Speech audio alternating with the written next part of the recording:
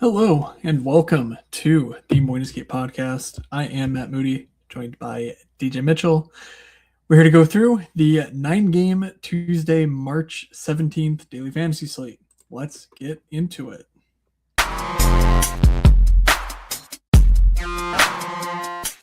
You're sitting there looking like an idiot. Well, is that any different than normal? This is the first time I will admit was unbelievably wrong.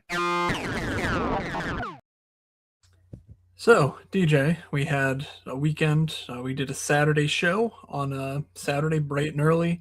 How was your weekend? How was your Monday? Weekend was okay. I don't know.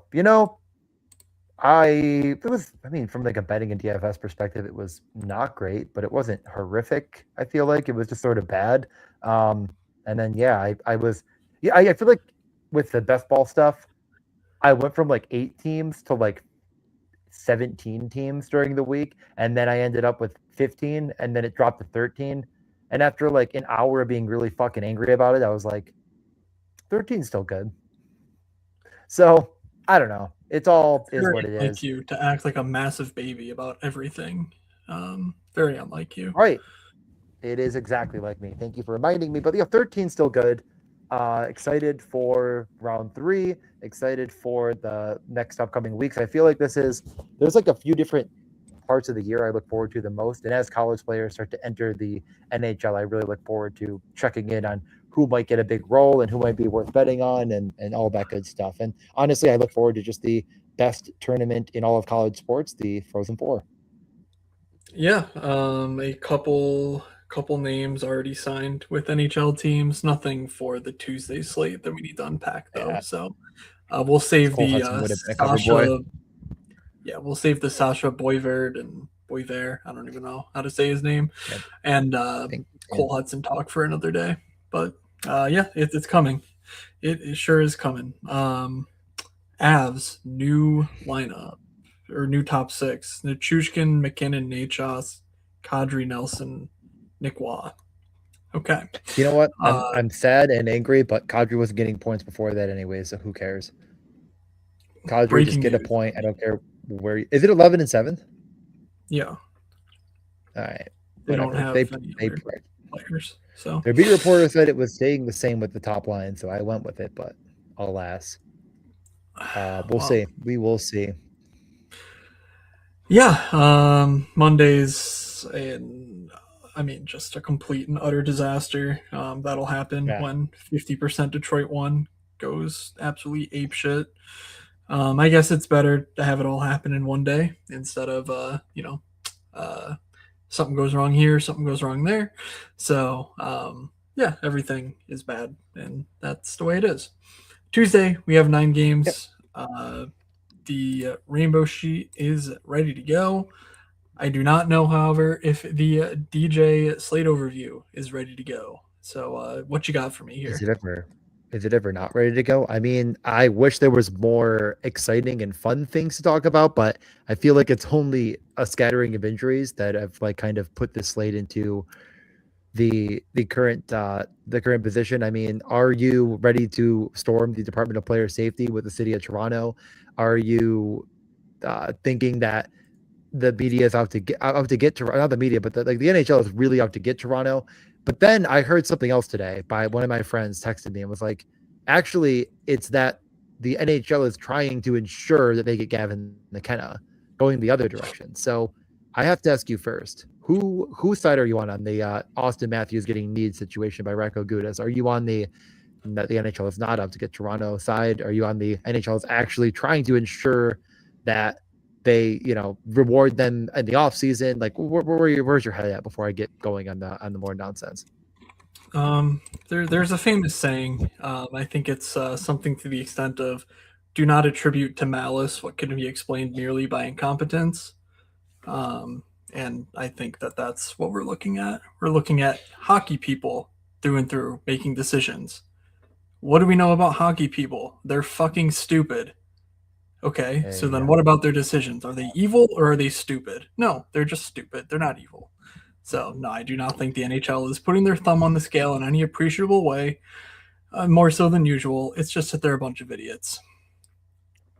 Okay. So we'll get back to the normal nonsense other than that, because that story has dominated almost all of the hockey content that I consumed today and yesterday, but mainly today. I'm We have three very birthdays sorry. tomorrow. I believe only one is playing. Yes, only one is. No, two are playing. Andrew Peak, Boston. I believe he'll be in. I think he's a Mikael scratch. He Backlund. was scratched Is tonight. he a scratch today? You know what? Damn. You know what though? For the birthday, he goes in on the back to back. I bet. Yeah. Mikael Backlund, who is not on this slate but is playing as we speak, and of course, I mean, a moods dude through and through, Will Smith, and a DJ dude through and through, Mr. Daniel Dillon's wrong. Not on the slate, of course, but in our hearts. I mean, the KHL slate I think is going to be You lit know, for this one. I'm scrolling a little bit further. Bobby Ryan's birthday, Christian Bolanin. Remember Christian Yeah. Bolanin? I think there's just a lot of guys here on this birthday. This is an interesting list of guys. But I'll Bobby say. Ryan, I feel like was like remember how good he was for a short stretch? I don't know. Yeah, we can move on, or Hell I'll yeah. start reminiscing about a bunch of guys. Yeah, no, Bobby Ryan. Those are the days. Good old. I think he's a Cherry Hill boy from here in Philly. Yep. So yeah, I Um, think we should probably dive in game by game rather than go into too much more nonsense. Like I could cover one thing from every game or what, but like there's a couple of games that are above the rest, and there's some spots that are like really important to discuss as far as certain players that are going to be out and in, and where they're going to line up in the in the lineup. um, that's fine. We could pander to the chat a bit, but I don't know how you're feeling about the chat these days. I feel like you're not The quite the man chat, of the people that you once were. I mean, the chat's talking about, I believe, the March Madness. I don't. I have If St. absolutely no Bonaventure idea is where. bad, I don't care. Uh, Florida I Gulf have Coast. Florida Gulf Coast. Is that your Final Four pick? That's what someone said. That was DJ and Stoner. I don't know. I honestly, I mean, I know there's some teams that are really good that could probably, like, if you said name all 64 teams right now, I think if I really tried, I could get 20. I feel like you would Like, get like I might look into a 35 bunch of based on them. luck alone. Yeah. Yeah, I mean, there's just like some teams that are automatically in. I know the only team I know for sure made it was Miami of Ohio in playing game, because that's all anyone wanted to talk about was this stupid fucking school. And I went to a stupid fucking school, so I would know stupid fucking schools better than anybody. We can get into the slate though, because I certainly don't want to talk about March Madness. I'm sure there's plenty of people hawking picks. Have at it. We get into the game of the Carolina Hurricanes at the Columbus Blue Jackets. Svechnikov is a question mark. He didn't practice on Monday, so I would keep an eye on that. It seemed like an illness, so your guess is as good as mine. Any thoughts on that situation and what you would do if you're going to play the Carolina Hurricanes, No. or are we just not going to play the Carolina Hurricanes for the 90 or 152nd slate in a row? Yeah, it feels like never playing the Carolina Hurricanes is once again a decent enough strategy, so that's fine by me. Um, I don't know. Svechnikov, yeah, he's technically a question mark. Injury, I don't know. They didn't really what they used someone in his spot. Or were they one of the teams that didn't practice? I don't know. Whatever. The funny thing about preparing by looking at 18 teams is that you read stuff and you go, oh, that's worthy, and then you update your shit, and then you get to this point and it's like, oh wait, I don't remember any of the specifics that I didn't just write on the Excel sheet. So in any case, I expect him to play, but yeah, keep an eye out for it. It's not 100% guaranteed that Svechnikov is in which case I would expect that to, elevate one of Hall, Stankoven, or Blake to the top unit. Likely Blake, but if they want to keep the handedness, Taylor Hall. Or they just go Nick Ehlers Sure. and Dornstall, which is, a crazy thing for the power play one, but theoretically possible, I guess. Yeah, I mean, the thing about the Carolina Hurricanes is they're going to have 31 shots on goal to 33 shots on goal. They're going to spread that out between every player having exactly two. I don't have interest in there's no upside here play. If anything, like I am kind of a Jackson Blake guy. you can say that that's one of my worst qualities, or some might say it's one of my best, but it is a quality that I have. I would consider him, especially if he's, promoted into a top six or a power play role. Other than that, not that interested. The Blue Jackets have been competent enough that I just don't really feel the need to target them. And Carolina doesn't have high explosive upside. So just a no from me on all fronts. I'm okay to move over to the Blue Jackets if you are. All right. Jordan Stahl continues to be pretty decent for 3K, and that's about it. I'm guessing we get a Yeah. better cheap center option though. On the Columbus side of things, they played a 2-1 game against the Flyers on Saturday. In that game, they switched up Marchment and Sillinger for stretches. Fantilli got into a fight, so things looked weird from their lineup. There was no in the third period they did X that I would update to. So I left it as Sillinger, Fantilli, Marchenko. But really, what we know for sure is that Johnson, Monahan, Garland should be a line. They are still unbelievably cheap, 10,000 on the nose for three players who over the last 10 games generate. Actually, I tried to update Natural Stat Trick to include the weekend's games, and it didn't want to catch. So let me see Yeah, if I it's can not. get It's that not. It's still not working. Okay. I think Natural Stat Trick has an issue because I can't get I anything think to I work. Although I guess just, yeah, I just got it to work. So, really, yeah, let's try again. pop this in and see what it looks like now. Okay, about the same. What do you know? 10K for a line that's generating 26 expected points per game and even That's 21 actual. Um, might come in handy. And then, the third line is the third line. Marchman and Coyle, if that sticks on the top unit, but 11.4K for some power play action. That's all well and good. Jenner, Lundestrom, Voronkov, sure, why not?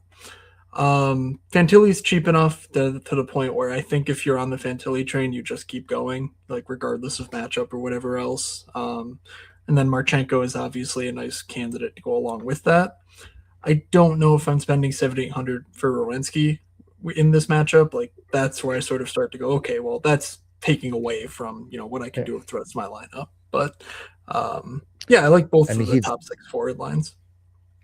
he's dangerously close to being Seth Jarvis at the same price as Seth Jarvis, just having not the ceiling we're used to with Werenski, and that is concerning. But I do think it'll pop any day now. It's just hard to see that popping against the Hurricanes, and it is the cheapest we've seen him in months. But even at that price, it's still not a play that I think you have to play because it's got to be the most expensive defense. But yeah, the most expensive defenseman on the entire slate. So plenty to spend up on. If you're stacking Columbus, you can consider it. Other than that, it's a no go from me. There is plenty of cheaper options we're going to get to, but even with them, I just don't think it's worth the squeeze. I'm probably fading this game. I do think there's some interesting props worth discussing, especially like point props where like Marchenko and stuff, but we'll check that out tomorrow. We can move over to Boston and Montreal. Boston will be on a back-to-back. It is still tied 3-3 last I checked with the Devils. Let's see if that has hung on. It is still 3-3. So they will be going into a, let's just say that the first and foremost here, like Fraser Minton does make it interesting. He is 3,500. He's been very, very, very good. He should be slotted in with Pastrnak, although Pastrnak plays with conceivably everybody with just how good David Pastrnak is and how valuable he is, that he'll play more minutes than everybody else at forward as the Bruins need wins this time of year. So second line, same configuration, same price, same, outperforming, I would say, their price tag at large. Zaka power play 1, Arvidsson power play 2. We get Lindholm and Geeky now together as these guys don't really do anything. Power play 1 stack of the night. Ugh. But if you like guys that don't really do anything, I got the perfect 2-man for you. So yeah, I don't like Boston. I'm not going to play Boston. They are at least different than they were before, but I would love if like Geeky was where Kuzanadinov was, then I might have a bit more interest, but this configuration's just not really going to do it for me on a back-to-back. Yeah, I mean, it's like on the other side, like, yeah, it's, I don't know. I feel like Montreal is just much more appealing. And yeah, Pasternak's been fine. I know over the weekend we are like, oh, his numbers are so low, and then all of a sudden his expecteds jumped up a bit, but the actual production didn't follow. Is this game like, yeah, Pasternak's probably fine, but even then he has 2 shots, 2 goals. Like, it's not like he's getting the shots bonus every night, which of course we need for 8,800 and on a back to back on the road. Not really interested. Nowhere else stands out to me either. I like Fraser Minton, but 3,500, it's kind of like, okay, we're getting toward, the 4K range that has very viable players. Um, yeah, on the Montreal side, I would be shocked if this weren't fairly popular. Yeah. But I guess we'll see what the team totals look like. The game looks very up tempo. No surprise, I would imagine, to anyone listening via the Rainbow Sheep. But any time you get Slavkovsky, Suzuki, Caulfield playing the way they are against a back-to-back team at home, it is 19.8K, sub 20,000 for a line that's averaging, just about 37 DK points on average, or expected DK points, 39 actual. Those are some of the best numbers on the night. You're not paying, 24K for that line like some of these top tier lines. You're paying, 20K. So that's fairly interesting. Demidov also caps off a power play stack. He's looked, pretty electric down the stretch here for them. Hasn't really followed with production, but that one timer that the playmaking all looks like it's ripe for ceiling. I think he'll be more of a ceiling creator than a ceiling, I want to say generator for himself. But even then, that just sort of shovels the production onto Slavkovsky, Suzuki, Caulfield because Lane Hudson's also not stealing, that offensive shot output for himself either. So I think there's just a lot of reasons like that top line. With Kirby Doc getting injured, there's like, the last time we saw them change up the top line, it was Doc with Suzuki and Caulfield. So like even less reason to think that that's going to be broken up or anything. So I like the top line here and pretty much nothing else. But there are some cheap guys down the lineup. Yeah, I mean the top 4 teams on the slate for implied team total are all kind of in the same little quadrant. Montreal being one of them, with Edmonton, Minnesota, and Tampa. I got to assume this is the best correlation at the price comparatively to the rest. It's going to be very popular. I don't think it's going to get by anybody. Lane Hudson and Noah Dobson are great additions if you want to make it a 4-man. I don't know how much more I could really add to this. Like, I guess consider Demidov maybe if you want to get even more unique. Like, he is shooting a bit more as of late, and you're seeing that role continue to blossom. Especially games they're losing, they're just putting him out there a lot more because they need offense. So if you think it's competitive, it's just like you can't really build a game stack here without Pasternak, and I don't know how you're fitting that in. So like you're obviously not, like, you're playing the 4-man Pasternak, and then I don't even know if a lineup could actually work. So yeah, it's a tricky one. I think I end up not playing it myself and just hoping that back-to-back Boston can limit that top line to, not breaking the slate on me, and looking elsewhere for some other stacks. All right. Next game up, Islanders and Toronto. Talk about best puck. I don't know. What do you want to talk about? I think 13 teams advanced for me. Unless if you mean the playoffs we're going to get to when things cement a little bit more. Yeah, no, and I don't know, 9 for me. Great. Wow. Yeah. Boys are cooking. That's I don't even know. I didn't do the math on what yeah, I didn't even think about 7.5. All I know is my teams are fucking dust. Okay. Yeah, if you did like the 3 of 12 and then the 2 of 10 from the 150, it should be 7.5. Got it. Well, great. I did it. Better than last year where I had 0 advance to this round. Well, right now I have 4, so stop the count, in my opinion. Yeah. If there's an injured player in the league, I have at least 3 shares of them on my 9 teams, so it's fine. Heineman, Horvat, Barzell for the Islanders as of practice today. Duclair, Shen, Holmstrom, Lee, Pajot, Ritchie. That's a shakeup of a little proportion, not epic proportions, but Shen Holmstrom is a little interesting. We didn't see a power play, so there's a chance that Ritchie comes off the top unit, and that would be Holmstrom, the right shot going there. But Horvat Barzal playing together against Toronto, fairly interesting, of course. The narrative around Matthew Schaefer returning to Ontario. Um, I'm guessing for the first time, given the questions he was being asked. But it is what it is. He's 6,200. Gonna probably be one of the more owned threesomes of the night between Schaefer, Horvat, Barzell. Any interest in that at ownership, and any interest in anywhere else down the lineup at less ownership? So I was just looking at the past, 3 starts for both goalies in Toronto. Uh, Joseph Woll has had games of 32 shots against, 40 shots against, 33 shots against. Stolars had games of 47, 32, and 38. One of those games, a couple about one. They'll go through the games. A couple of these teams are teams like Buffalo and Minnesota that are a bit better than average. Tampa. You also got like the Devils in there with a 47 bomb. I do agree with you that like this is going to be a pretty popular spot.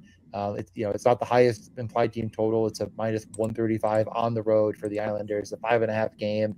But I do think that so much of the production comes through such a small delineation of players that like it's just going to make a lot of sense for teams or for people that are building to go this route. They've been anemic. I definitely like it. I like it just as much as probably anybody else, but you're paying into it. I'm certainly putting in Emil Heineman. Like, I feel like if the stack is getting there, it's coming through this guy who has I think the most lethal shot of the three on the top line. Horvat's a better player overall and can create more goals even on his own and can definitely bury a puck from anywhere. But, I'd go the whole way here. Matthew Schaefer was quoted as saying he had 1,000 friends and family coming to the game by his estimation. A bit of a joke, but this game does mean something to him, and I think people will read into that narrative more so than it's probably worth. So I think at the end of the day, I end up not on this, but it's really just an ownership situation. This is not a good, this is a great play. It makes sense in every capacity, but a lot of people are going to follow that same logic. Yeah, was Austin Matthews holding Toronto back? They come out of Minnesota with a resounding 4-2 win. I think the only offense Minnesota had generated was one shift where Tarasenko scored twice in 15 seconds or something crazy like that. Yeah. But otherwise, it is funny because it was almost a dead even 4-2 in expected goals, the opposite direction of the score. But amen. Watching the game, and I back. watched a bit of it. Wait, did you lose me? No, I said the Leafs are back. Yeah, I mean, again, Minnesota looked I feel like there's a lot of shot attempts, as I mentioned, and a lot of there was a good number of saves, but not as many dangerous chances as you might think in there. And it just kind of felt like Minnesota wasn't able to find their game against a Toronto team that I don't know, they're playing for something right now. It's every single person in the media, coach, GM, everyone has called them out for having being gutless, having no pride, and they're playing with some level of pride. So I think this game is definitely interesting on the Islander side because I do think it'll be up tempo, but these are pretty reduced pricing for guys that are just going to play a lot of minutes in Toronto. There's about 3 or 4, maybe 5 spots that this makes a lot of sense. Nyes had 21 minutes last game. Tavares had 20, Nylander 18. Bo, how do you say his name again? I always want to say it wrong. I think it's just Gruel. Gruel, just kind of yeah, growl, and it's Gruel. Yeah, he scored twice on the nominal third line. Didn't see any power play run, but did see 17 minutes of ice time. I'm not saying he's a player or anything, but random guys are going to peek their head in. Michelli has been really useful in the role with Tavares and Nylander. They're going to bounce guys around. I don't know if there's anything that I'm over the moon about, but I could definitely see bringing it back with Nyes at the very least if you're stacking the Islanders. Could you even squint and say Morgan Riley, or is it just what are we doing here? Yeah, I mean, especially OEL didn't play last game because he was back in Toronto. I think his wife or partner of some sort was having a baby, so he was taking care of that. Back at home, I imagine he'll play. 3,400 if he's on the top unit, that would be interesting. Obviously, without him, Morgan Riley was on the top power play. Both of those guys are just better than 37, 3,400. So be wary of ownership because obviously they're not guarantees to get you points, but they certainly have ceiling that not many players this cheap have. as far as point production is concerned. So if we get indication of one of those guys is on the top power play, that would be quite interesting to me. And then I think Michelli is just very clearly an option. Doesn't I don't think he's overly deferential to his line mates in the way that he's not going to be an Alex Wenberg or Chandler Stevenson where like yeah he gets minutes and he just doesn't do anything. Like he'll do enough to warrant I think consideration, and he's just 3,500, which in this role is just pretty criminal. Yeah. So I think that there's a lot of cheap options. I don't mind the nice thing. It's 1,200 more than Yeah. Michelli. I prefer Michelli personally, but I do get, Yeah. especially if you're not I stacking, just, why you yeah. would go the nice route. That's the point. Like I think if you're like one offing the other direction, then it makes point. But yeah, everything makes sense there. I mean, another team that makes a lot of sense, and I feel like there's a few spots we already mentioned that are going to be chalky, and this one feels like it should be, but probably won't be because it's so expensive. Is Minnesota. Like Kaprizov and Boldy have been just absolutely sensational. It feels like nobody around them is coming along for the ride, and are they even getting enough points to really meet the 8,900 Kaprizov, 8,200 Boldy? Like it's kind of like yeah, like in a vacuum they've done it, but like it hasn't happened for a while for Boldy where he's put the slate to bed. It's been a couple weeks at least, and you think people are going to kind of shy away from a wild team that just Kaprizov as well. Like I'm not the Seth Jarvis meter is peaking up on Kirill Kaprizov as like oh yeah he can get 20, but can he get 30? Okay, like obviously the use answer your is yes, fucking but brain. Like, okay, well yeah he come can on. and he will, but like he hasn't lately.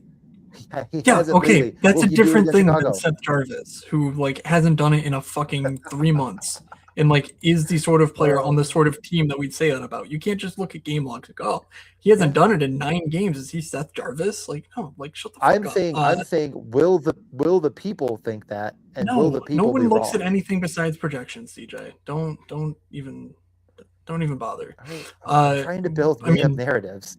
the first, second, and third thing we should mention here is that they did hit the nuclear option against Toronto. I'm guessing that doesn't hold, but they did go Boldy, Erickson, at Kaprizov down the stretch of that game, which of course would be incredibly interesting to us.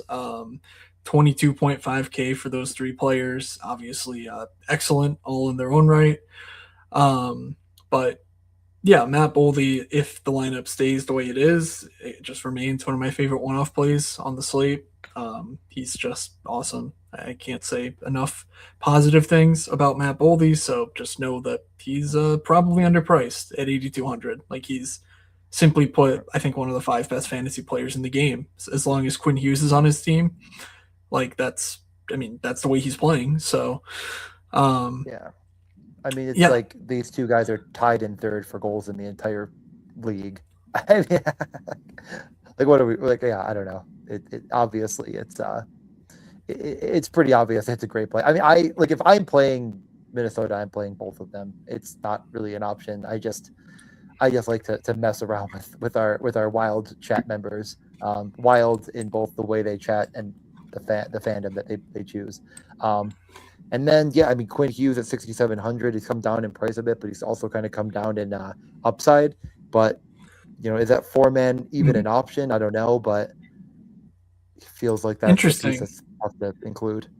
Interesting, the Canucks fan. I mean, hey, Marco Rossi. He's a guy. We'll get to him. We'll get to him. You don't need to Yeah, you yep, don't yep, need to yep. downplay Quinn Hughes here on this here podcast there, Tom. Um, Yeah. yeah, Oh, actually, tongue in wait, cheek. I'm onto something. He's lost so much money betting on Krill's ceiling, so maybe I am onto something. I mean, again, like you're talking No, to I the think preseason, the guy that was like, who could win the MVP is Kirill Kaprizov, and like he isn't even in consideration, and he has 38 goals and like I don't know what 1,000 points. So tough break for me. He yeah, is what he eighth in the league in points, I'm sure he's going to be very sad with his $17 million a year paycheck coming in that he's not getting MVP consideration. How more about than I title make of in a the year. highest paid player in the league to wipe your tears with there, Kirill? Yeah. I love the Wild tomorrow, though. I do think that they'll be less owned than like Montreal and the Islanders, and we haven't even gotten to a couple other teams that I think could be just as highly owned. And I just don't really respect Chicago as we put up their lineup right now. Um, they've been pretty bad outside of Connor Bedard. The second line is interesting, but I just don't know how you play it without Bedard. And really don't have interest in playing it in this matchup. But could you talk me into Teravainen, Frank Nazar, and Tyler Bertuzzi? Why would I do that? No, thank you. I am Perfect. a-okay not playing a line that is almost 13,000 when there are many 10, 11K lines that I like just as much. Worth noting, Brave. Levshinov, power play one in practice, also moved up alongside Alex Vlasic. If there is a top pair on this team, it will be that. So I'm not sure. They've gone, Alex Vlasic's role has not been the way it was like a couple years ago when he was like the unquestioned number one. But that line or that D pair is quite interesting. Levshinov is the dead minimum matchup with Minnesota. Defense, blah blah blah, all the stuff that listeners of the pod have known for 8 years now about how I think about things. I think Levshinov is an incredibly interesting way to free up some salary here at the dead minimum. So I'm not playing anyone else. Ryan Donato, 2,700. He's fun. Maybe a turbo slate or something. I'll mix in a Donato, but incredibly thin for a main slate with nine games on it. 100%. Nothing else to add. We move on to Nashville and Winnipeg. The fight for pretending that they're still alive for a wild card spot in the West rages on. Nashville, I think if there's a team that I also love to bet on, it's Nashville. But I do think, as you're showing, this might be a spot that I just can't get on board with two teams that I really don't believe in producing high levels of offense. Are we going to get Matthew Wood for more than 13 minutes? The answer could be yes. Is that enough for you to consider playing them? I'm not considering playing Nashville, nor am I considering Cool. playing Winnipeg. Thank you for the question. That's a good question, and I'm glad you answered it quickly. But Wood, he did play 15 minutes. He was with Marchessault and Forsberg. He didn't go great against Edmonton, but that is what it is. Edmonton's a better hockey team, so tough break for those guys. I feel like Nashville has skill. They have upside. They have players that are producing at some level, especially Forsberg, who is, I don't know, at least shooting the puck and 6,800, but he's still 6,800, and I'm not going to pay that price in this matchup for this team. So, yeah, I think I'm out. There might be interesting guys that are coming in. There's made-up players like Ryan Ufko, who scored a ridiculous goal as his first NHL goal, but, they're not really relevant. But maybe at some point we see somebody playing more than 11 minutes in Ufko, or we see a top power play spot for Matthew Wood, and we'll find out the hard way. I think I saw that highlight, and I got some crazy deja vu. I'm pretty sure last weekend, Ufko came down the slot and did almost the exact same thing and deked someone out of their shoes and didn't score. But I remember watching that. I think it was more because it was Saturday he scored, right? Or was it last night? No, I think it was Thursday he had the crazy goal, but then he scored. Okay. He scored again. I think I don't remember honestly. Okay, maybe every day is made up at this point. He scored on the 10th. Okay, so yeah, never mind. That's definitely what it was. Wow. He was trying shit that I'm like, oh, that's interesting. He has a really good. But yeah, he has a really interesting AHL profile this year too. He was awesome for Milwaukee. So you don't need it though because we just talked about Levshinov, and also against the Oilers, Nashville just played 4D. They ran Yossi Shea, Haig, Perbix, and then they just mixed in the other 2D in the existing pairs. It was really interesting. It obviously didn't work, but they are still really throwing everything they have out there. So if you are somehow a Brady Shea person still, if you like 26 minutes from $2,800 defensemen who are okay fantasy-wise, he's been terrible of late, but, he has the long-term rates to warrant such a play. You can't beat the usage there, and I think that's noteworthy considering the matchup and everything else. It's why not? Speaking of sub 3K defensemen who suck and get minutes, DJ, why don't you talk to me about your favorite player in the world, Elias Salamonson? Yeah, Salamonson is playing the minutes. He's getting the power play role. They're also kind of pretty much. I think it is actually funny against St. Louis. They played the top four so many minutes. All three of their 5-on-5 goals came with Bryson and Fleury on the ice at 5-on-5 for the 12 minutes that they played as a pair. But Salamonson is like he's very involved, and like I don't know, he's just a guy that just kept noticing, and then I looked into his stats a little bit more, and it didn't really give me a ton of confidence like he's going to be a long term, massive, Shocker. rates guy or whatever. But he's playing minutes, he's blocking pucks here or there, he's shooting once in a while. He could get you an assist in a pinch if he's feeling up to it. But yeah, he's got 3 points in 23 games, so I don't know. Probably not a good play. Minimum salary, it was like whatever. Power play too at 2,900. It's like it's probably worse than Brady Shea, and that's a really low bar to clear. So tough break there. Tom, the Vancouver guy, does come in clutch for me though. Ufco did try to do something against Vancouver. I guess he didn't know he scored the game before on something similar, or maybe Yeah. I don't know. I don't know how, but I thought there was something that I watched. I don't think I watched the game where he scored because I don't know. I don't remember that game whatsoever. But the Vancouver game I watched greatly. Anyway, enough about me. Let's talk about Winnipeg. And we're moving on because I have nothing to say. Just Yeah, absolutely it's no it, thank you. it's really. I mean, I understand the Connor Scheifele, Morrissey, Velarde. Like I understand like wanting to play at least a piece of it here because of the production. I mean, Mark Scheifele, I don't think it's quiet, but like he's got 82 points in 62 games. Like that is of note. That is something to keep in mind. Nashville's not very good, but this game sucks, and you're did a path play with Kyle Connor, and then you're gonna feel obligated. It's like if you give the mouse a cookie, and it's like all of a sudden you've built a bad lineup pretty fast. Yeah, So just don't do it. I think. I mean, I think you need to have your lines that you go back to in a pinch, no matter what. And if that's not Winnipeg for you, then I don't know why you would go attack this game out of all the options. But if it is your thing, like you say, it's a great argument. I mean, these guys do everything. If Winnipeg does Do. anything whatsoever, it will be that top line. So Let's talk about.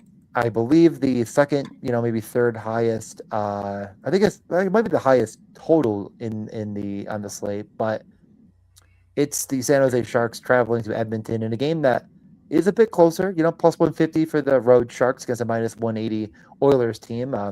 Many of news to cover on the other side of the coin, but on the San Jose side, is Macklin Celebrini better than Connor McDavid? He sends it to Matt in the studio.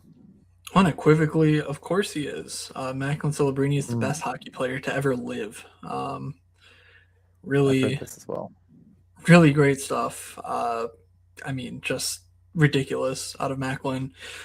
Without, so we talked on Saturday, got all excited. Igor Chernyshov is back, baby. He is so back. Mm. By 7:12, he was concussed in the hospital. So, yeah, not a great time there for old Igor, but hopefully he'll be back. For now, it's Colin Graff, Celebrini, Will Smith. Will Smith has just disappeared. Last few weeks, he's done nothing. You watch him, and it's like, well, hey, why aren't you doing anything? It's not like he's trying to do stuff. Like he's just not doing anything. Um, so that's annoying. I don't love that.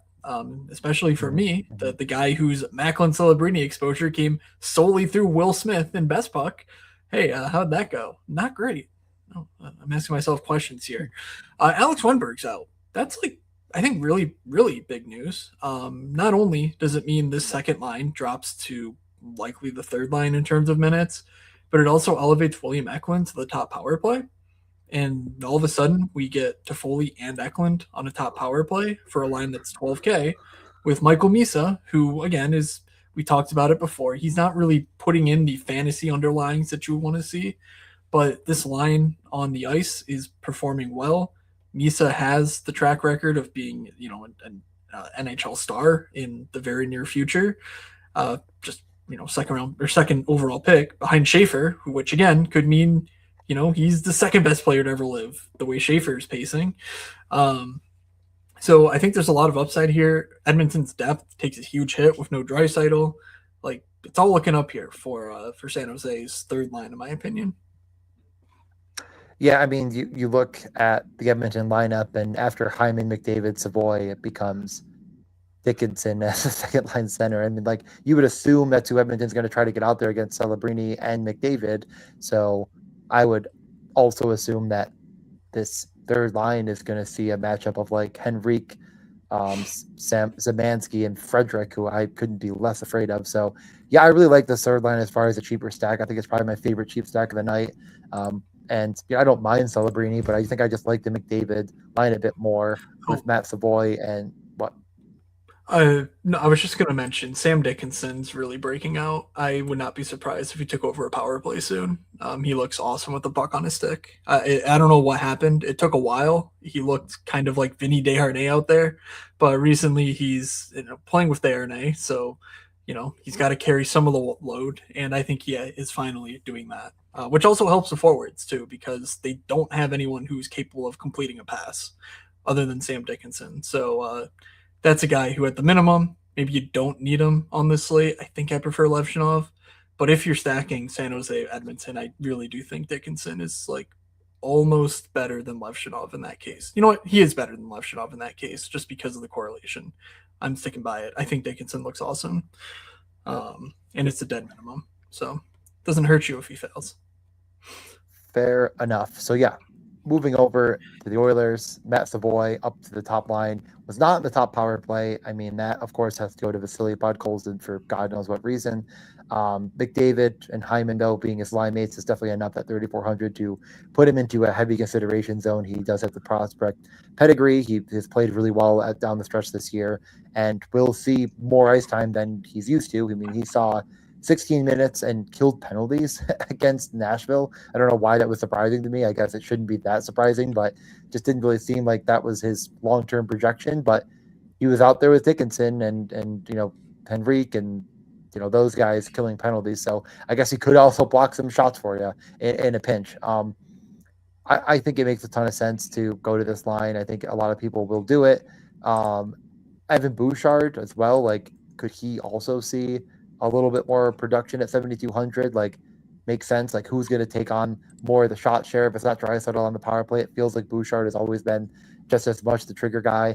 I doubt it's Vasily Podkolzin. Maybe they look the Hyman back door, but like the concentration of high offensive minutes is only going down, and it's like Hyman 6,100, Savoy 3,500. It just makes everything so affordable against a San Jose team that just does not inspire a lot of worry. So what are your thoughts on the Oilers? Do you think they'll be popular given the fact that there's a lot of good spots that we've already named? What are your thoughts here? Yeah, I mean, because Podkolzin's 3K, like that's gonna just make the numbers work. I don't know. It's not good losing Leon Draisaitl. Thinking about Dickinson, RNH, and Roslovic as a line, like that does feel like they chase around Macklin. Um, and Dickinson is, the exact sort of archetype of like a shutdown center in the sense that he doesn't really dominate his opposition, but he's capable of grinding the game to a halt. And I think RNH can feed that as well. So that's my main concern is that like that succeeds and, Macklin's left to just rely on efficiency to get there and make this game, competitive from like the, fire wagon sense. Um, I don't know what the matchup for McDavid Hyman will be. Like, is that going to be the Michael Misa line? In which case, I am kind of concerned. But if they look at, hey, it's Kiefer Sherwood and Philip Kurashev, Yeah. they're NHL veterans. Like, show them some respect and put McDavid out there, or they go McDavid Celebrini and just say, yeah, screw it. Like, let's go best on best. In either of those cases, I think this game could be a lot of fun. Which means I think I'm much more likely to play something like expensive McDavid and cheap San Jose Sharks rather than, do something like, Podkolzin, Savoy, McDavid, and, try to play Celebrini in that stack. I would much rather Yeah. just go, McDavid with 3 cheaper San Jose guys. I mean, I think that's kind of the build that I'm working on right now as well. And yeah, I would definitely keep an eye on practice. Like we've seen Roslovic get the top power play. We could see Savoy. So like I wouldn't just pencil in Podkolzin and say like that's the guy I'm going to. But I do think I mean they could be 11-7 even. Like I don't think we know for sure, but there's a lot to uncover here. And like but I just think that like end of the day I'm going to have McDavid, Hyman, and Savoy in my lineup. So I probably do run that back with a couple cheaper guys. I think it's just Eklund to Foley for me. But I'm kind of running out of wing spots in that scenario. So gonna have to do something. Yeah, like it's either Max Jones or Ty Emberson right now drawing in. So I do think it's 11-7, but we'll see. Yeah. In which case, that hurts a guy like Evan Bouchard a ton, who's already not been very good to start with. Like he's putting up points, but the shot volume just hasn't been there, which is concerning when you're 7,200. Like you can't just get there on 12 points like you can as a cheaper mid-tier defenseman. Tampa at Seattle is next. We had a practice today that put Hagel, Sreli, Kucherov, but I didn't want to fix the colors. Like we all know what the deal is here. It's going to be Kucherov with some combination of Point Gensel and Hagel, Sreli. Gage Gonsalves sometimes mixes in because why the hell not? And that's your Nikita Kucherov stack. Down the lineup, it's all the same. It's all nonsense. Interestingly, on defense, Mosier, Radish, Hedman, Chernak, McDonough, Destu. I don't think that means anything for us for fantasy, but maybe it means for the Hedman's rounding into health. 3,900 is, I don't know. I would need to see it for a week or two before I really think, oh, Victor Hedman in the 4K range is, worth playing. But yeah, that's my Tampa overview. Not ton of interest, but certainly could get there with Kucherov, obviously. Yeah, Tampa has a huge implied team total. They're minus 198 on the road in the 6.5. So like, it is interesting. I don't think it takes a lot of effort to think like who it could come through. But I actually respect the Seattle team, unlike most people.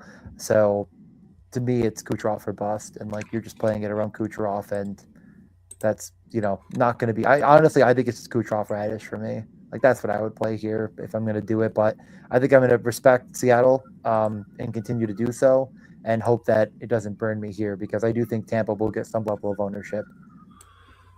How brave! How brave of you! It's to respect the bravest your bets. person ever there was. I mean, again, like Seattle's not, I don't think, a fundamentally broken team. They're just not a high upside team. And I think that they got better.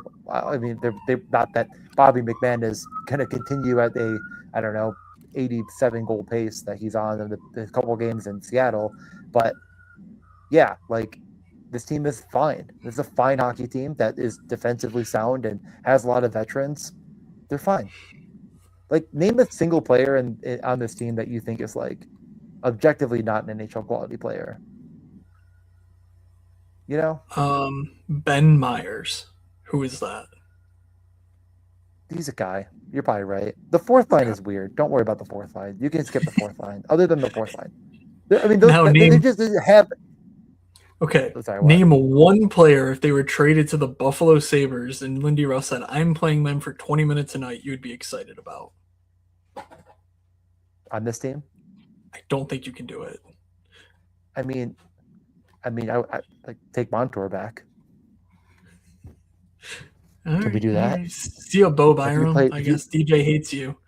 Putting that on a sign. I don't hate Bo. No, don't put that anywhere. I don't mean it like that. I just mean that like I'd be fine with it. I mean, like, I don't know. I'm gonna stop there. I'm gonna say something stupid. It is one of the weirder teams in the NHL. Like, I mean, first and foremost, have no interest in playing them. And please, dude, it's definitely not Chandler Stevenson. That's absolutely for sure. I mean, there's like, I think that's kind of the thing about the Seattle team is like nobody plays 20 minutes a night other than the defensemen because like they're just a bunch of dudes.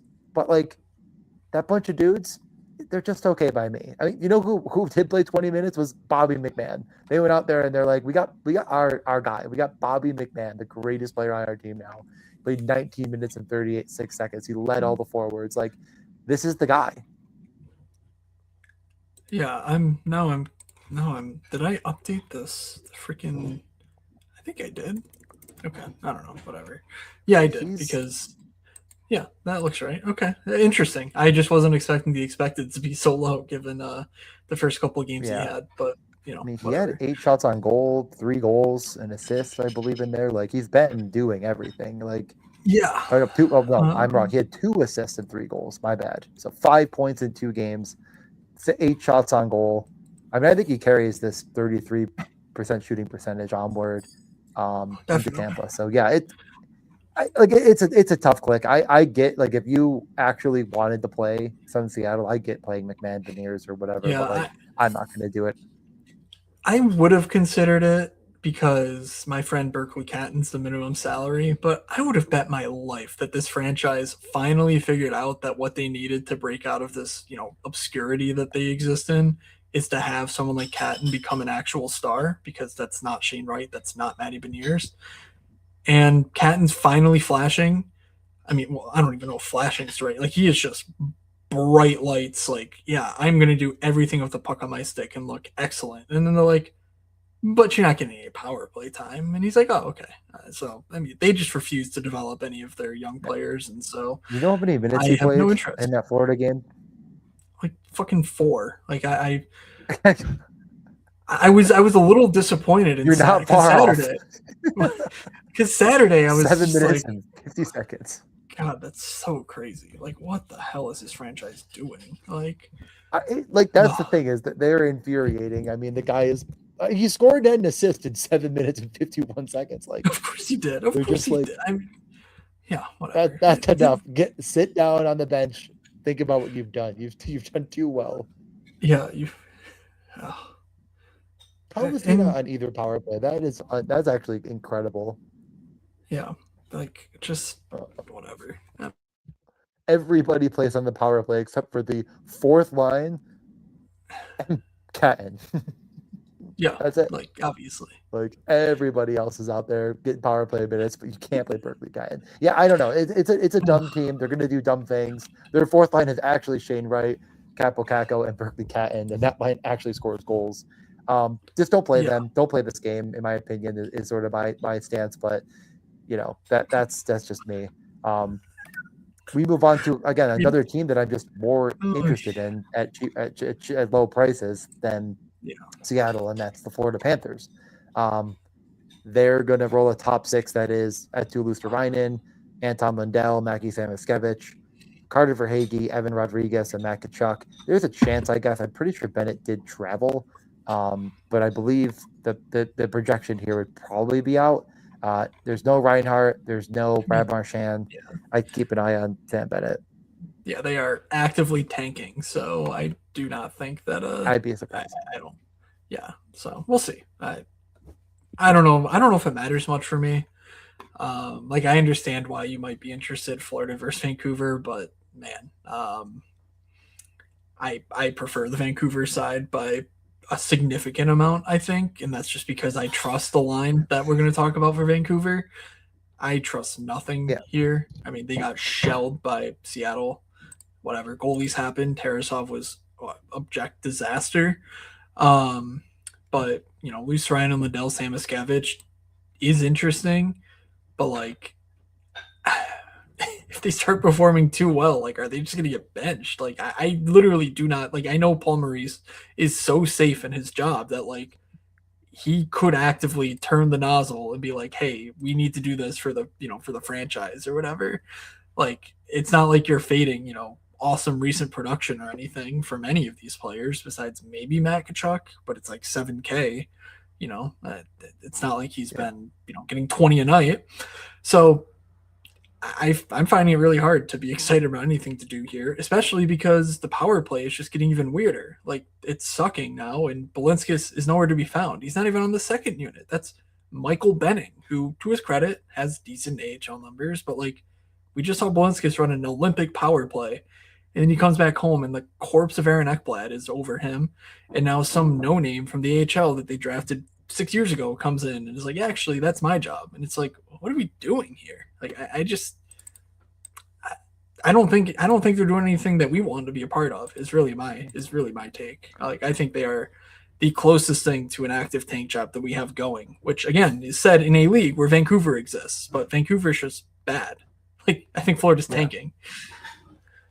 Yeah, I mean, I put Mackie Samoskevich on the cover because whenever he's gotten this massive elevated role, we've seen some good production, some great rate I get stats, it. and a guy that just It has all just the skill in the world. So like, but like you yeah, can one off him. I mean, I think again, like even if you're saying like this team is tanking, like I think Samoskevich plays.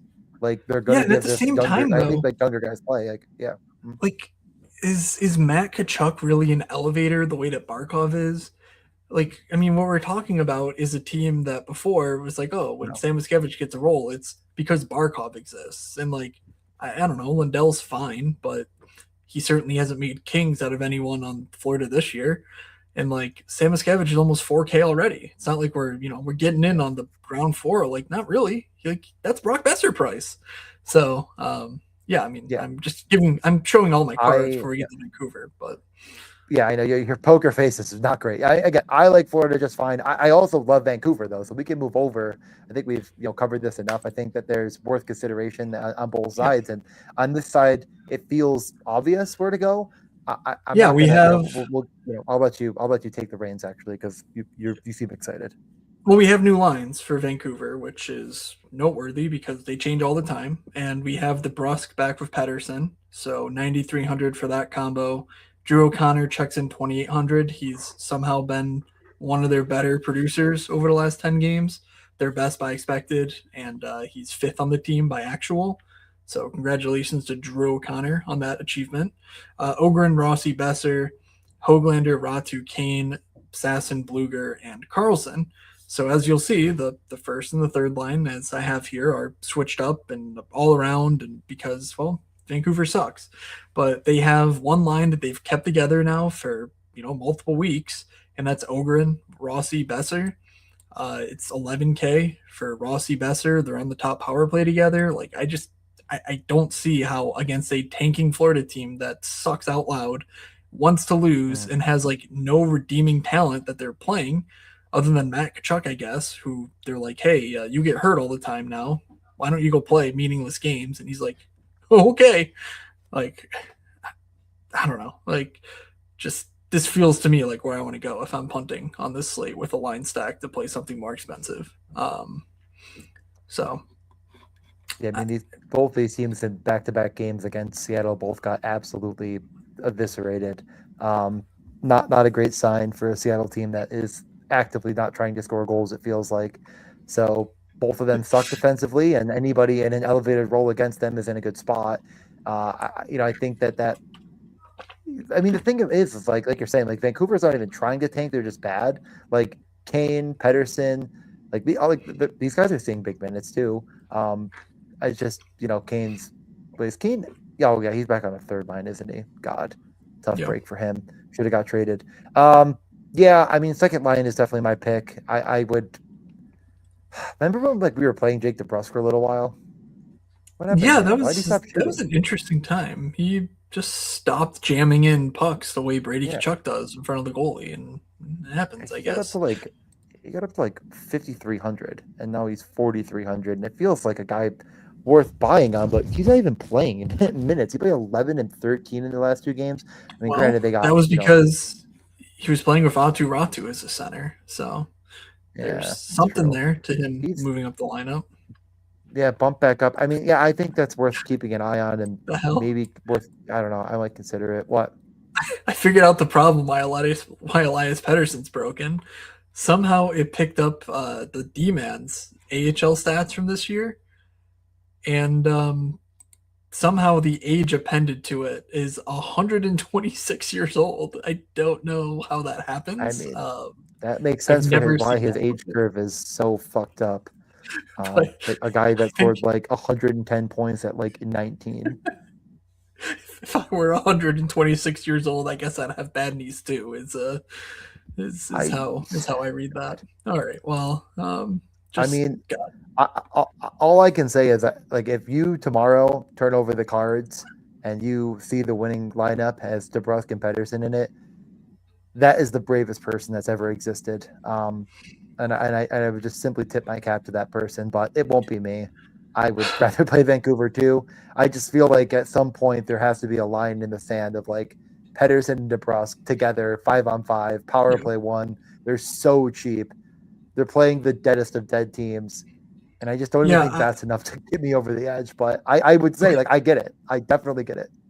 I don't think it's any of our lovely listeners that are doing this, so take that for what it's worth. But I have seen Philip Hronik get lots of ownership lately. In practice today, he was splitting power play one reps with Steve Buiam. Obviously, that could just be a practice thing, and Hronik plays power play one. But you're going to see Hronik projected as power play one across the industry, and just know that there's a little bit more uncertainty than usual because Buiam was practicing with that unit as well, like a Yeah. rotation sort of thing. But yeah, we're And not playing Williams Steve getting Buiam the until he minutes. shows Yeah. something. Yeah, he's getting the minutes, but he's not doing anything with them. That was all I was going to say. So All right. we'll see if that changes. We move over to the best team in the NHL playing against, I don't know, cannon fodder at this point. I think Vegas team that never beats playoff teams. So it's going to be tough for them to win this one against a very clear playoff team in Buffalo. Buffalo traveling to Vegas. They're going on a bit of a West Coast trip where I'm certain they're going to win every single game based on recent results, other than one game that I don't like to talk about against Washington.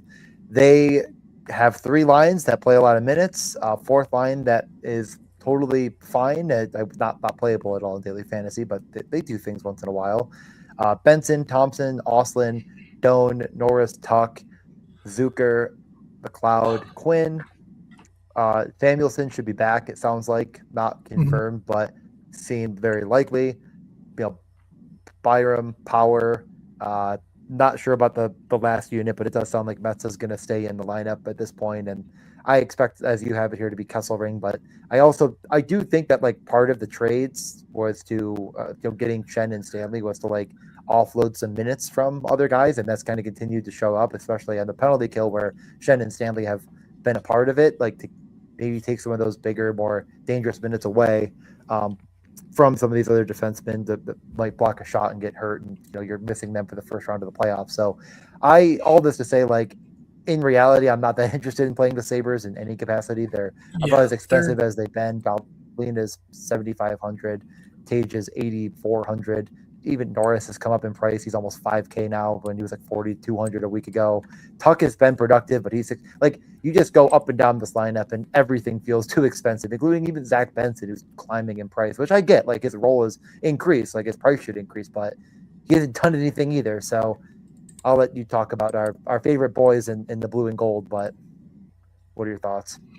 Yeah, no, the pricing here is a little weird. I do think Benson and Tage are kind of interesting. Actually, Tuck was back against Toronto, right? I Did thought so. they Yeah. show a Yeah, he power scored. play? They scored on the second power play because I bet all their first Okay, power so play guys will actually it was score. Osland. So no Benson on that power play, but Osland did Nah, play on right. it. So 20 like because you look across the lineup, like you're saying, it's all more expensive. Tage hasn't moved. Osland hasn't moved. Everyone else has gone way up. So like by kind of process of elimination, I do think that Tage and Osland are interesting. Osland has a bunch of prospect pedigree. It's not like he's not someone who's in the top six that you're like, this guy could be, really good in the future. Like he's a young guy, blah, blah, blah. And so he's not been excellent by any stretch, but playing with Tage, playing on a power play, there's worse things you can do than playing a 2,700 Noah Osland. But yeah, I don't know if you need to go all the way to play Zach Benson, it's fine. But the top line's the only ones that I would play here. And then I would consider defensemen, like we talked about. It's very uncertain what they do on a game-to-game basis now down the stretch. So long as it's something like Metza, Kesselring, or Shen, rather than Logan Stanley on the third pair, that should be wheels up for this top four decor. Darlene went way up in price, but no one else did between Samuelson, Byron, Power. So that would be pretty good if it does look like this come the morning. All right, Vegas final team. They won 4-0 against Chicago. Ho hum, easy does it. So expecting it to remain the same: Barbashev, Eichel, Stone, Dorofeyev, Hurdle, Marner, Howden, Sissons, Bowman, Decor, Hannafin, Anderson, McNabb, Shea Theodore. Shea Theodore is 3,500. That's a very interesting price tag. He's been better of late. He's not been great, but we were talking, a couple weeks ago, a week and a half ago, about an expected DK point number in the twos. Like it was a really dark there for a little bit, and now it's better. So it's not great, but 3,500 Shea Theodore is of note. Like you just simply can't ignore that entirely. The matchup should be up tempo. He's gonna play 20 plus minutes with this lineup just because Lozon and Korjak are really much of anything. Um, they have stapled him less to Eichel than before, is the only concern. But even then, like, if anything, it's 50-50 at worst. And let's go another step further. Or if I have Hurdle Marner might just be better than the Eichel line offensively. So I'm Fair. not sure that it matters a ton. So any thoughts on Vegas here? I mean, I guess I'm tentatively interested. I mean, the pricing is just so good here that it's hard to ignore, especially that second line. I mean, Dorofeyev, Hurdle, Marner were one of my favorite stacks against Chicago. I mean, you would think I must have won a lot of money, and I did at least bet a couple goal props there, but man, should have gone all the way in on Dorofeyev, who had a 35 bomb. Marner came along for at least 10 because he doesn't shoot or block any shots, so didn't God, really get there on his own, even though he had 2 assists. Good for him finding a way. And you would think, well, then Hurdle must have done something. Oh, he had 7.3. So it was all absolutely. Dorofeyev somehow, As it should be. which is just He fucking not even rocks. Jack Eichel. I Like, mean, not even Jack Eichel came along for the ride. Like, it was just kind of like, it's just funny. I don't know. It's just funny when I yeah, looked at man. that. I was like, zero of the guys you'd expect came along Well, with just Dorofeyev. But think of how their power play operates, and it's Jack mhm, Eichel says, "Hey, I'm gonna shimmy a bit, and then give the puck to Mark Stone, and Mark Stone's gonna old man power his way to the front of the net, and then he's gonna feed to our five back door, and they're gonna score, and they're gonna do that that's 3 to 4 what they did. times a game, and hopefully it works, and it probably will work once or twice." And the secondary assist goes kind of randomly to Eichel, Marner, or Hurdle. Like it's truly astonishing to watch. And like, I don't know how Mark Stone does it, but just I don't know. He's got some sort of supercomputer back there that's like, taking into account the Earth's atmosphere to know exactly how to get that pass through. But it's their only play. It is an incredibly successful play, and I hope it never ever stops because Dorofeyev is awesome. You know what? I couldn't agree more with you. So, with that being said, I don't hate the idea of the second line. I don't hate the idea of Jack Eichel, revenge narrative at home, et cetera, et cetera. But the Sabres are still a good team and a tough matchup. So, I think at the end of the day, I will not end up with this, but I wouldn't call you stupid if you did. And Dorofeyev would certainly be a part of it no matter what. All right. That's all 9 games, DJ. I think we get to It's all top nine stacks, games. guaranteed goals. And we get to watching this absolute onslaught of goals in I Pittsburgh, know. Colorado.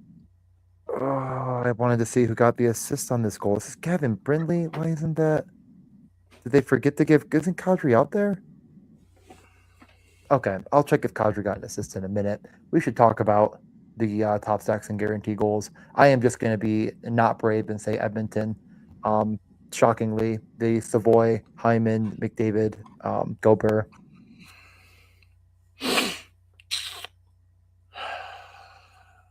Okay. I am going to go Montreal, Slavkovsky, Suzuki, Caulfield. Wow, we are. I mean, I gotta say, we are super brave. Starting off with two absolute bangers. Uh, I mean, I simply can't take Vancouver from you, being as I feel like you're going to go with Vancouver. If And you I want it, also you don't can really want have to it. just. No, I don't. There's a lot of You cheap don't. stacks I like. Are you gonna take it? You call me a What is your bad second poker stack? player. No, no, You're better than me it's at yours. poker. You're Fine. I'll take Vancouver too. Screw it. great. See, that's how I know I'm a good salesman. Um, I'm gonna go Columbus too. Kent Johnson, Sean Monahan, Connor Garland. What about Connor Garland? Someone asked in the chat earlier. I say, sure, I like Connor Garland. You know what I really like? I like cheap lines at 10K that are playing well right now. So that seems pretty good to me. Well, if it seems good to you, then it seems even better to me. So with that being said, we get to our guaranteed goals. I think last time we were 3 for 4, but I know Marcus though didn't score because he ruined my entire life. So yeah, why don't you start it off hot and ready and hot and fast? You got one for me? Hot and ready, hot and fast. Yeah, I'm gonna go Tyler Toffoli, 4,500. To Foley. Okay, that makes a lot of sense to me. He's a good player who does a lot of good things. Tyler Toffoli. I'll go.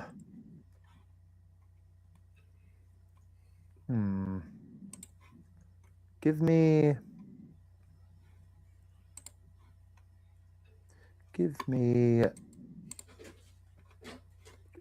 Emil Heineman, 3,400. Wow. Funny enough, two of the guys in the 6 to 6.5K range that I have left are not Minnesota Wild, are New York Islanders. So I was You about looking to at hit you Barzell with Horvat? no, I was about to hit you Wow. with the Matthew Schaefer banger for his God, thousands of fans. thank the Lord I didn't let you have that. Yeah, That's God the forbid you take smartest a move. guy who scored 20 goals in a fucking electric factory of a season. Yeah, no, God forbid. You're right. I saved you from that. No, All right, so I am going to. Wait, you didn't take any Vegas, right? no. Like at all? I mean, no, Okay, door five. no. Easy. Guarantee Yeah, goal. it doesn't seem hard at all. It's store I five, mean, right? I, Okay. I just told you how he's scoring, too. Like, if you need the guaranteed goal method, Dorofeyev on a power play goal from Mark Stone is, I think minus 600 on the books right now. Wow, there's quite a few good options here, but I might use every last. No, I'm not gonna do that. I am gonna go. Am I allowed to pick Cole Caulfield? Is that allowed? It was one of your stats, Can. wasn't it? Just means you have Yeah, no gumption, no guile. I don't. Well, I don't. This is true. You're you're speaking the right language. I wanted enough for Matt Boldy, and I did not do that. He is Boy, 8,200. That you if know only what? you had the exact I right guess amount of money for someone in that game. it's Connor Bedard. I know. All right, fine. Connor Bedard, you win. You got bullied into taking Connor Bedard. That's tough. God, Wild Legion in the I wish chat's going to be on you when he doesn't score. everyone's going to be on me when he doesn't score because, yeah.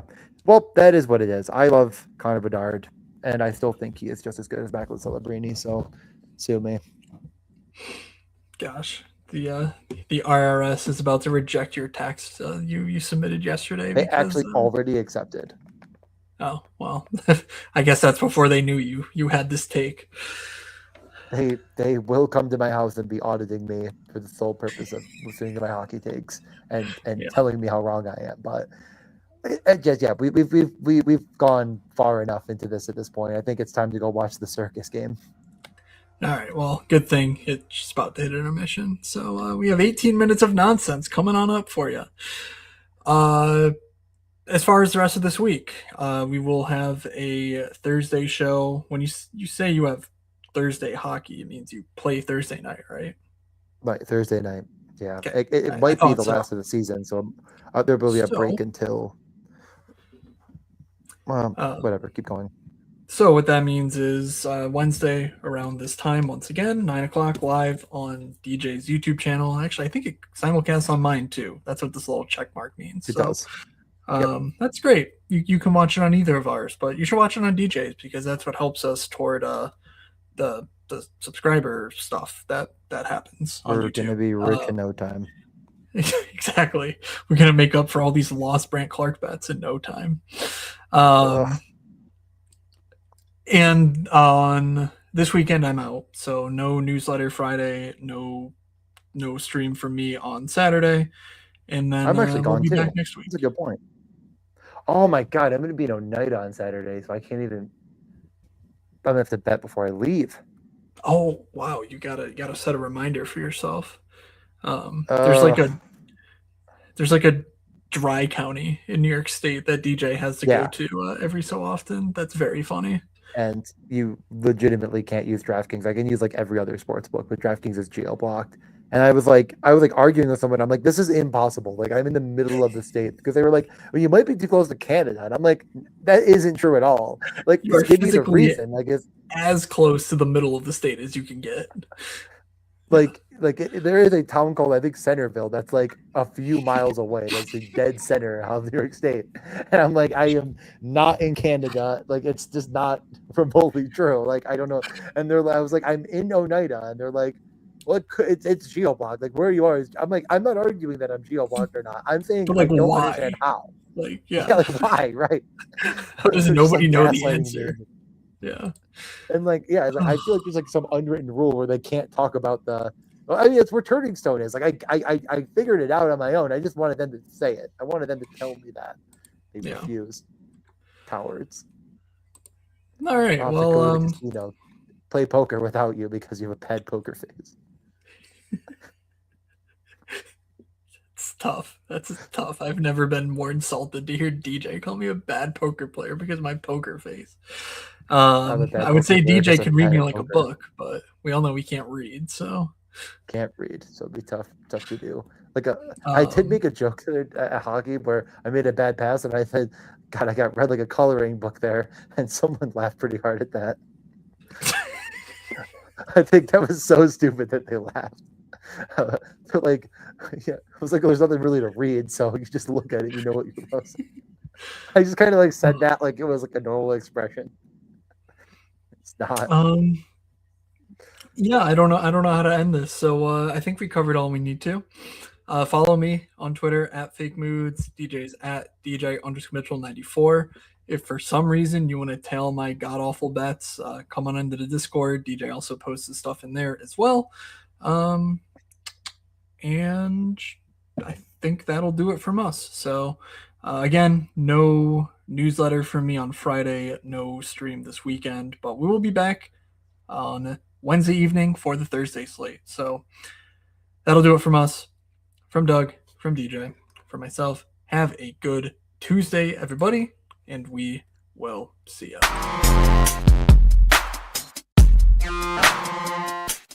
You're saying they're looking like an idiot. Well, is that any different than normal? This is the first time I will admit was unbelievably wrong.